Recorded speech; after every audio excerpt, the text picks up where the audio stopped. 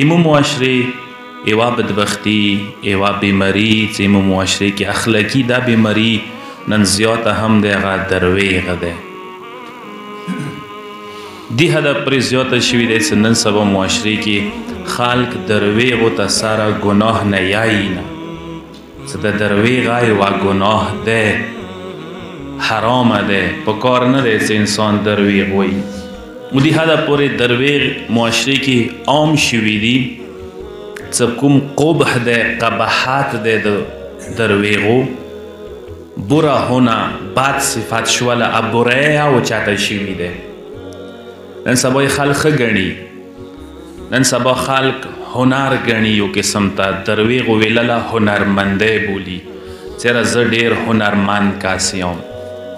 که مو سیاسیونو ته سترګې وغړئ حکومتي کسانو ته سترګې وغړئ سرکاري کسانو ته سترګې وغړئ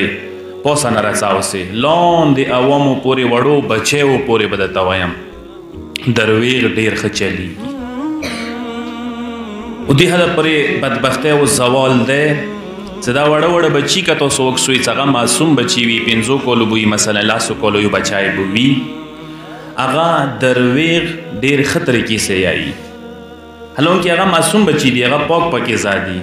هغوی ژبې صداقت باندې عادتې وي خو د ژبې درویغو طرف ته ویلي لاړې دي درویغ ویلې ونه کېږي وجه دا دی چې معاشرې کې ډېر زیات دي وجه دا دی چې اخکور کې والدین د دغه شي خیال نه ساتي چې بچیو په مخ کې درویغ کوله بچیو سه درویغ ویلله بچیو باندې درویغ زده کوله دا بد شی دی بد صفت دی کسی گناهان کبیرهونه حساب شوی دی درویغ گناه کبیره چی ته یی هغه گناه ته چې هغه باندې خدای د عذاب وعده ورکړي دي یقینا سزا درته ملويږي یقینا د دې شی یو عذاب دی شته دی